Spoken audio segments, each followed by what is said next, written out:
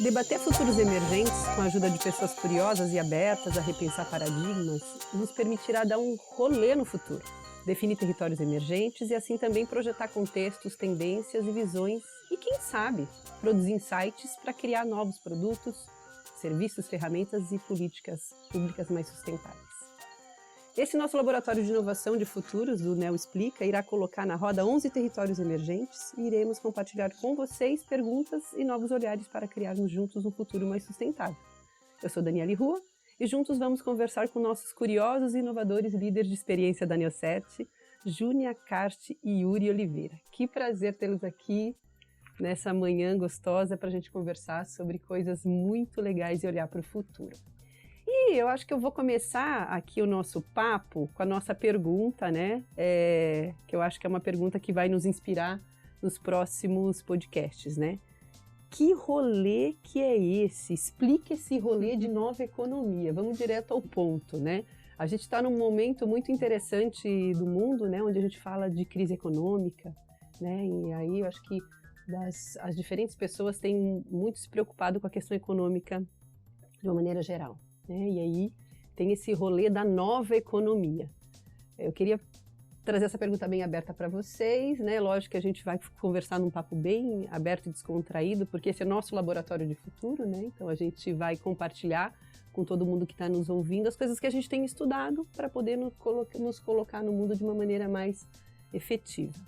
Então, que rolê é esse de nova economia, né? Vamos começar a conversar sobre isso. Eu tenho também os meus palpites aqui, queria ouvir os palpites de vocês. Não, super legal. Eu queria agradecer o convite da Dani por ter me chamado, é um super desafio.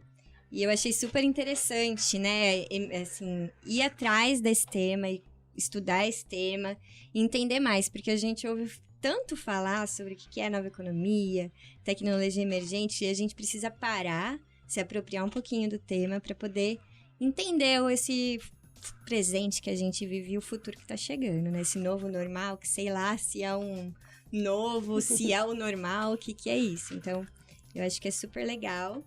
E, bom, eu acho que posso começar falando um pouquinho sobre o meu entendimento.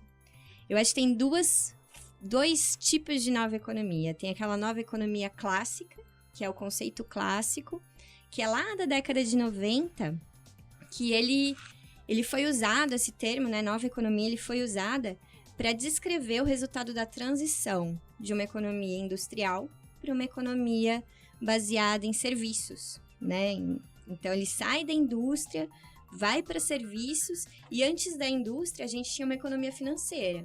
Da economia financeira para a economia da indústria foram 250 anos. Da economia da indústria para a nova economia, né, lá na década de 90, que a economia baseada em serviços foram só 100 anos. Então, a gente vê que tem uma rapidez aí na transição das coisas. E essa nova economia baseada nos serviços, ela vem muito junto com o desenvolvimento das tecnologias, da comunicação. Então, o desenvolvimento tecnológico começou a promover essas novas formas de economia, né? Só que aí o que acontece? Nesse contexto de globalização, lá naquela época, eles estavam entendendo que a nova economia ia ser, assim, uma reestruturação geral de tudo, né? Então, não ia mais ter as flutuações macroeconômicas, não ia ter mais os superávites e déficits, e aí não foi isso que aconteceu, né? Então, veio a crise econômica de 2001, se não me engano, né? E aí, não aconteceu essa super revolução que aquela nova economia da época, lá da década de 90, se propunha a fazer. A gente teve uma super globalização, mas os problemas reais, assim, de desigualdade, pobreza, não foi o que os analistas estavam esperando. E aí, o que a gente percebe é que a gente ainda vive num mundo que o PIB é quem dita as coisas. Então, a gente não consegue ter um crescimento para frente e para cima infinito, né? O crescimento econômico, ele não é infinito para cima e para frente. Então, a gente precisa realmente, a gente está agora num momento onde aquela nova economia que foi pensada lá na década de 90, agora ela está sendo impulsionada. Na verdade, ela só atrasou, né? Então, muito junto com toda a tecnologia, todo o desenvolvimento dos dados, essa nossa superpotência, né? Esse crescimento exponencial do desenvolvimento da tecnologia está fazendo aquela nova economia acontecer agora, com muita velocidade, né? E aí, essa nova economia de hoje, ela é transcrita aí na economia circular, economia colaborativa, a economia donut lá, né, que é a economia da rosquinha, que fala muito sobre isso, que o planeta ele tem um limite de oferecer recursos. E aí é por isso que talvez a nova economia ela não é pautada só no PIB crescente para cima, porque o planeta tem um teto, o recurso são limitados e a gente precisa repensar e refletir sobre a forma como a gente troca, né? Como a gente cuida disso. A Júnia trouxe um termo que é bem interessante e tem sido falado muito, né? E eu queria talvez pedir aqui para vocês esclarecerem, né? Talvez se o Yuri também ficar à vontade, é falar assim, o que são as tecnologias emergentes, né? As tecnologias emergentes, elas são uma grande aposta para a nova economia, né? Então, queria que o Yuri trouxesse um pouquinho aqui, bem rapidamente, exemplos de tecnologias emergentes, né? Para quem está nos ouvindo poder, assim, falar, vocês estão falando disso, né? Sim, bom dia, Dani, prazer estar aqui também contribuindo hoje. Bom, algumas coisas que a gente pode citar de exemplo, assim, de tecnologias emergentes, são mais voltadas para essa parte da economia colaborativa, né? Vou dar um exemplo bem prático do nosso dia a dia. A gente tem diversas ferramentas hoje que fazem a ligação entre duas pessoas. Então, você tem um serviço que você quer prestar e a pessoa tem uma necessidade. Então, essa ferramenta que faz essa ligação, seja um Uber, seja um iFood, é um exemplo de uma tecnologia emergente que está vindo para impactar nessa nova economia. Como a Júnia falou, não é uma revolução que acontece da noite para o dia, são transições que a gente está passando. E da mesma maneira que a tecnologia tem mudado de maneira exponencial, essa adaptação das pessoas está acontecendo cada vez mais rápido, essas tecnologias, e conseguindo incluir isso no mercado. Então, esse é um exemplo aí. Legal. Acho que o Yuri traz uma abordagem que é interessante, né? Que quando a gente fala tecnologia emergente, a gente já vai lá pensar em Big Data, né? Dentro daquilo que a gente já... inteligência artificial e tal. E essa abordagem, isso é muito interessante porque essas coisas são meio, né? As tecnologias emergentes, elas são meio para a conexão de duas pessoas e para a gente disponibilizar com velocidade e de forma democrática os recursos que estão aí, né? Então, eu acho bem interessante a gente olhar a tecnologia emergente para além do tecnológico, mas para a intenção, né, da gente gerar abundância de recurso e economia de recurso ao mesmo tempo, né? Quando a gente fala do Uber, por exemplo, você está utilizando para a locomoção, né, um monte de disponibilidade de carro que está por aí, né? Então, você criou um aplicativo, no caso, né, que tem toda uma teia em plataforma, para você falar, não, onde que está, né, a localização do carro e os carros que estão com disponibilidade ligado a alguém que precisa se locomover. Então, eu acho que isso é muito interessante, uma abordagem para além da tecnológica, né? São tecnologias que ajudam a mobilidade nesse caso, né? Sim, o interessante é que essa tecnologia elas vêm para tornar mais otimizado os bens. Né? A partir do momento que você tem um bem e você tem uma tecnologia compartilhada, você consegue assumir o potencial todo que ele tem. Você tem um carro ocioso em um tempo, você pode pôr ele para trabalhar. Pode ser que você não trabalhe naquele carro, mas alguém que poderia estar tendo que ter um outro bem para fazer esse serviço, vai usar do seu para fazer. Aí tem uma frase até que a gente sempre ouve quando vai falar de economia colaborativa, que é: você precisa de uma furadeira ou de um furo na parede? Né? Isso é interessante. Então você precisa desse serviço ou você precisa desse bem? Se alguém tem esse bem, pode compartilhar com você e você faz uso desse serviço. É isso mesmo. E as novas economias, entrando nisso que você falou, né? Elas precisam se atualizar o tempo todo, porque o desenvolvimento tecnológico é exponencial, e aí, de repente, vem outra ideia que, né, presta um serviço de alguma coisa ociosa que, de repente, pode estar sendo usado. Então, é necessário, assim, né, dentro desse contexto de nova economia, que os negócios sejam criativos, precisa trazer um valor que, às vezes, é além do econômico, né? Precisa ter um valor adicional. escalável, então ele precisa criar, né, precisa ser escalável, precisa atender várias pessoas e várias coisas ao mesmo tempo. Inovadores e precisa ser de impacto. Então, a nova economia, ela nos chama para isso, né? Para não ser só...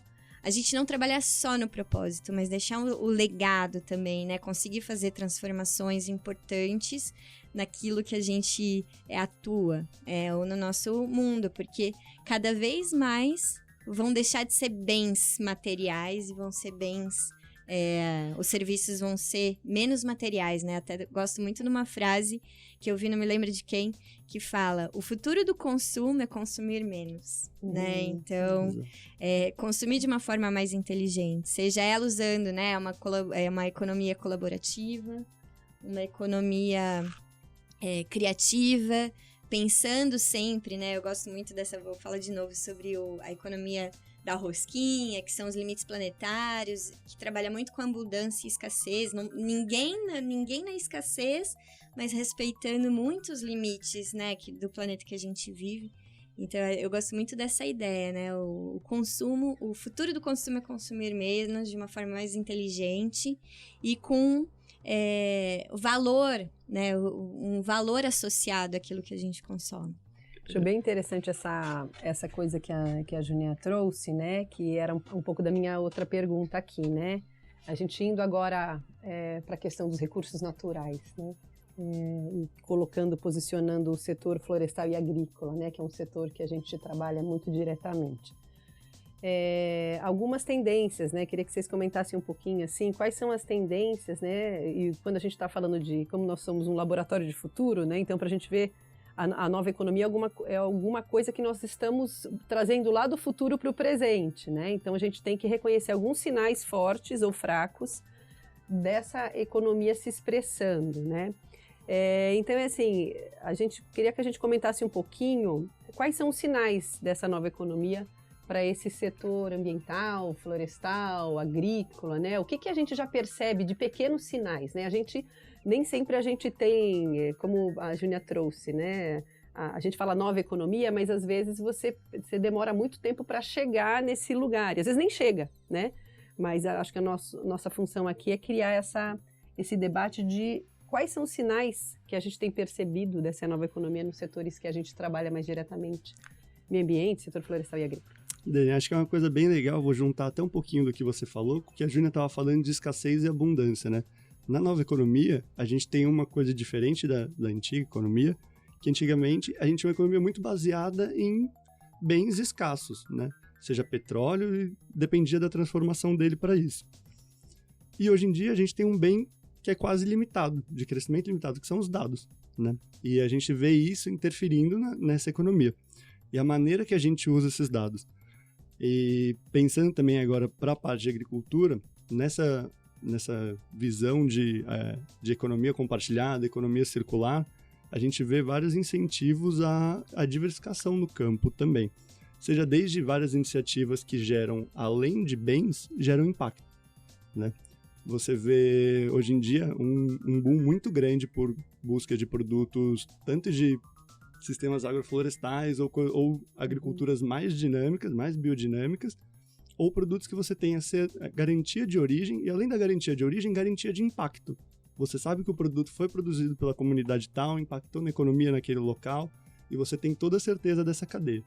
Então, a gente vê muito nesse mercado agrícola as pessoas buscando produtos que demonstram o impacto que eles geram de fato. Que aquele produto foi produzido por um agricultor? Foi. Foi produzido numa floresta? Foi. Mas que floresta, que impacto, como que foi? Acho que isso é o que traz essa tendência dessa nova economia para a nossa área.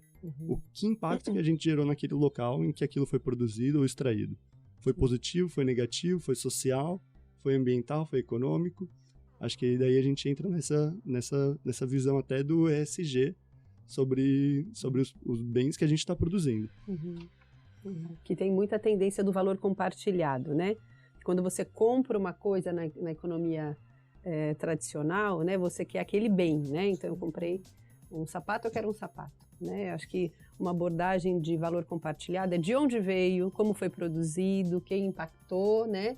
E se eu quiser um pouco mais longe, né, qual que é o ciclo de vida, como que enfim. Então, é uma nova forma de você adicionar valor, que não necessariamente, né, o valor monetário, né, mas o valor compartilhado, né, o que desde lá da extração da matéria-prima até a disposição final, né, quanto de valor eu gerei durante essa cadeia produtiva. Né? Uma palavra que define bem essa nova economia é o compartilhado. Você falou agora de compartilhar valor, né? Eu estava falando de compartilhar bem. Então não é só compartilhar bem, é compartilhar valor. Seja no produto ou seja no propósito, né? Eu acho que dentro dessa perspectiva da área, né, do setor, eu, por exemplo, tenho acompanhado desde a minha, né, desde quando eu formei na faculdade, as questões da agricultura de precisão, do manejo florestal de precisão. Então, a tecnologia ela já vem acompanhando isso, ela já existe dentro do setor há, no mínimo, aí uns 10, 12 anos, mas isso não tinha tanto...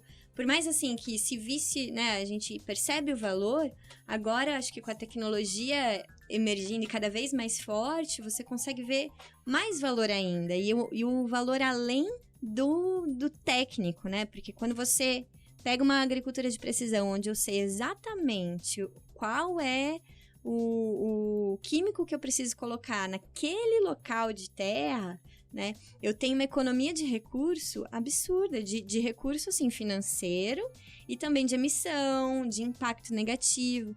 Então, talvez, né, acho que existe um amadurecimento dessas tecnologias e agora já não dá mais para negar a importância dessas tecnologias e a quantidade de dados que gera. Então, uma agricultura de precisão, talvez há 10, 12 anos atrás, fosse, assim, muito mais difícil do que é hoje, né? Porque você coletar várias amostras de terra para fazer análise, 10 anos atrás, talvez não tivesse tanta tecnologia para conseguir. Mas hoje em dia é simples, é fácil, é acessível, né? Então, existe também o processo de desenvolvimento da tecnologia para ela ser acessível e gerar os dados com qualidade para que a gente consiga trazer impactos importantes no campo. Então, agricultura de precisão, hoje a gente tem os LiDARs que estão ajudando muito, ainda está assim, escalonando, né? Mas já tem pesquisas com florestas que estão dando resultados incríveis, né? Sobre a composição florestal, as formas, né? Por exemplo, o Modeflora, o manejo florestal de precisão, está cada vez mais tornando mais viável e mais possível a utilização na prática dessas tecnologias. Também queria trazer uma coisa que eu acho super importante, num outro viés, assim, da questão do setor, que é a tecnologia facilitando a educação no campo, né? Então, assim, os agricultores, as comunidades... Eu, nas minhas andanças, hoje em dia, tem internet nas aldeias indígenas. A internet, ela chegou nesses lugares e ela leva informação e ela leva oportunidades incríveis para que essas pessoas acessem os mercados, né? Acessem, se insiram dentro de um contexto maior que até há pouco tempo atrás elas não estavam inseridas, né? Então, hoje os marketplaces, a gente estava falando sobre essas tecnologias novas, esses espaços de mercado que são inovadores e aproximam quem produz e quem consome. Não só os consumidores, né, do bem em si, mas inclusive as indústrias, em vez de repente pegar um fornecedor, uma cadeia de suprimento longe, por que não, de repente, incentivar produtores locais, conseguir desenvolver os produtores locais para que o seu insumo seja local também? Eu acho que tudo isso, assim, é um chamado mesmo da natureza, né? Olhando para isso e da economia também. Da economia nos ajudando a perceber que, às vezes, é melhor eu melhorar aqui pertinho do que trazer de longe, né? O impacto é menor. Sim, o que essa nova economia traz também é disso, do impacto local. Que impacto que a sua empresa ou que o seu processo está gerando naquele local. Então, é o que a Júnia falou, né?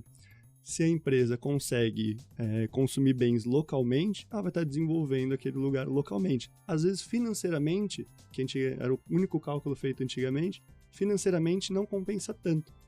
Mas e o impacto que você está gerando nisso, né? Esse impacto é algo que começa a entrar no cálculo dessa nova economia, que era algo que não estava na economia passada, né?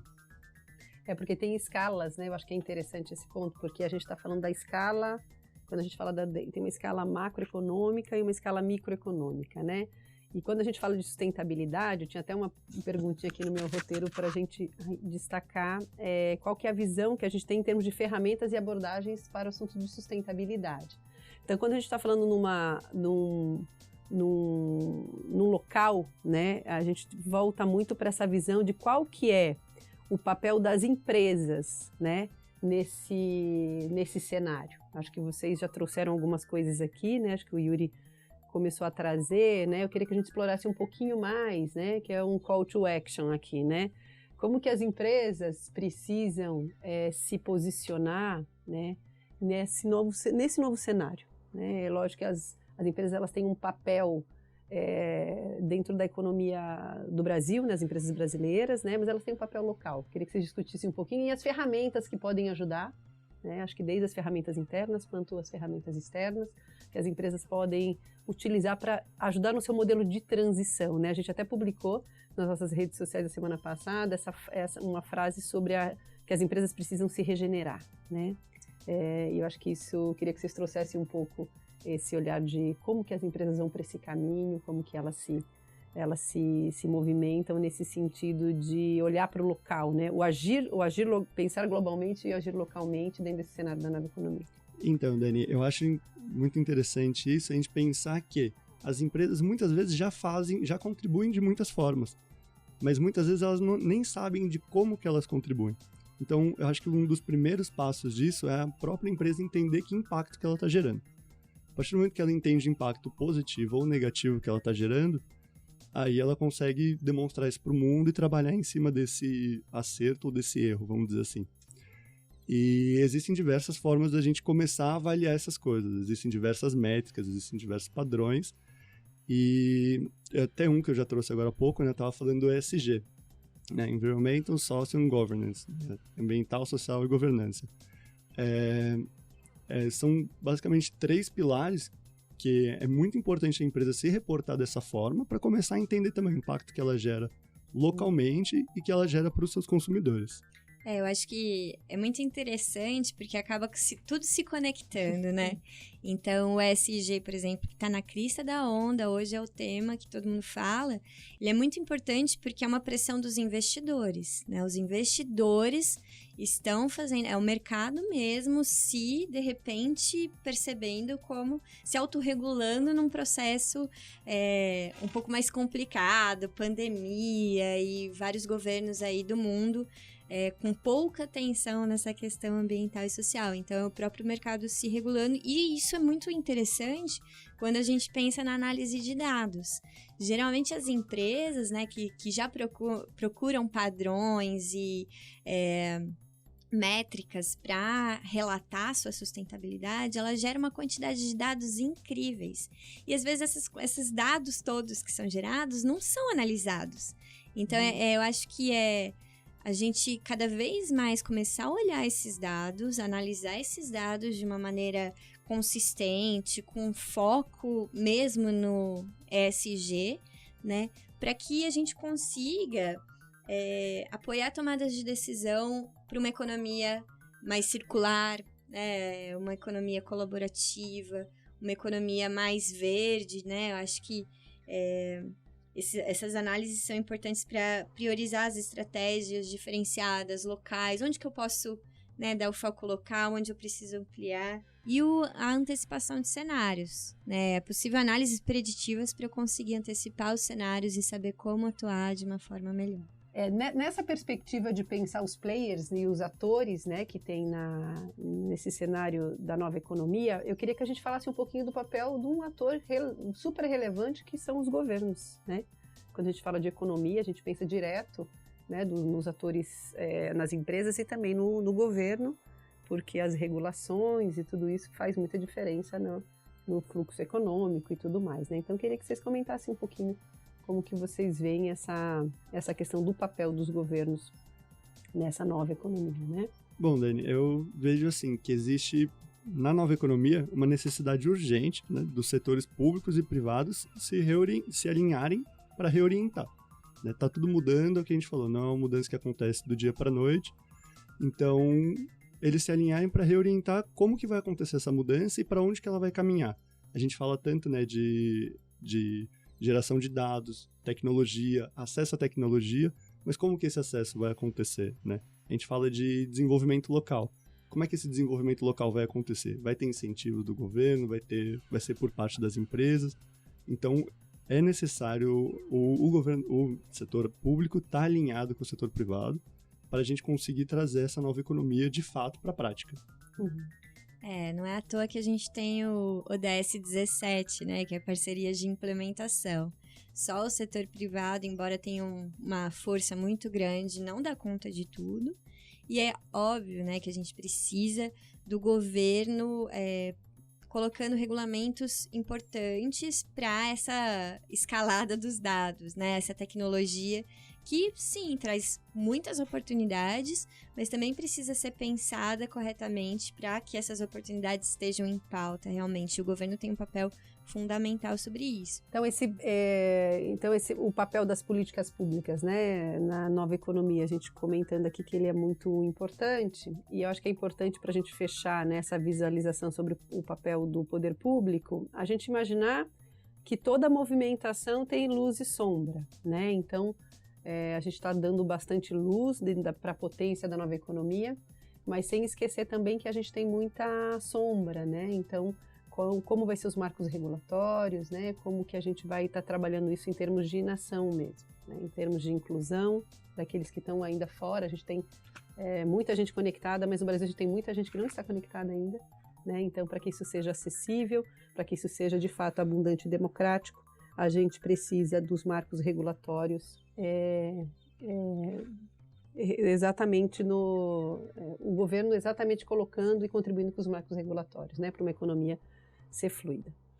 Bem, a gente está caminhando agora para o final, né, desse nosso bate-papo super, super legal. Estou muito feliz porque eu acho que esse é um tema que a gente está estressando dentro dos nossos estudos aqui na Neocert. E eu queria que a gente fizesse agora para a gente fechar, uma visão, né, desses sinais que a gente tem percebido no setor florestal e agrícola, tá? Queria que vocês trouxessem um pouco isso e que vocês já fizessem a sua despedida e suas palavras finais, tá? Para a gente fechar esse nosso primeiro podcast, que para mim está sendo muito interessante esse bate-papo, né? Bom, eu acho que os sinais eles estão bem claros, evidentes e cada vez vindo com mais força, que são coisas como a bioeconomia, o fortalecimento até das concessões florestais, e o próprio ESG. O ESG também é um chamado, né, para a gente pensar o capitalismo, para que as empresas, o mercado pense o capitalismo de outras formas, né? Então, hoje tem o capitalismo de stakeholder, tem outras várias formas de se pensar a economia. E aí eu gostaria de fechar falando que eu acredito que a colaboração é o único caminho que existe, que é possível para que a gente emerja, né, nesse novo futuro e já pensando as nossas ações no presente para fazer o futuro melhor. Isso, a Jânia falou bastante, né, da bioeconomia, do ESG, esse capitalismo stakeholder. Tudo isso a gente vê bastante aqui, esses e outros temas emergentes, a gente vê bastante aqui, né, nesse nosso laboratório de futuro. Né? A gente tem estudado e projetado, né, diversos temas. Um também que não foi falado ainda, mas é o multiprotagonismo de impacto, né? Bom, e acho que eu queria fechar, além de agradecendo, né, de estar aqui com essas duas pessoas que eu tanto admiro, podendo falar de temas tão inovadores, coisas tão para frente, mas lembrar também que, mesmo a gente falando desse futuro, a gente sempre traz tudo para o nosso presente, né? A gente pensar no nosso agora, como que a gente age agora para construir esse futuro. Muito bom. Bem, prazer todo meu, né, de tê-los no dia a dia e tê-los nesse momento. A gente vai continuar nesse caminho de estudar os territórios emergentes. Nós temos um compromisso público, né, como Neocert ser uma empresa que, além de estar de olho no futuro, a gente compartilhar os nossos estudos, a forma que a gente tem olhado o mundo. E eu queria convidar todos para permanecer ligado, né, nas nossas redes sociais, na nossa audiência. A gente quer convidar vocês também para sugerir quais são os temas de futuro que vocês acham interessante para a gente comentar aqui na nossa série de podcasts. A gente tem o e-mail diretoria@neocert.co. Aqueles que estiverem interessados podem mandar a sua sugestão e pedir para que vocês fiquem ligados, né? E que uma coisa que a gente acredita, isso é um mantra que a gente tem aqui na Neocert, que o futuro sustentável se cria. E a gente quer contar com todas as pessoas que têm esse desejo no coração e para a gente ir junto, tá? Até mais e a gente espera ter vocês nos próximos podcasts.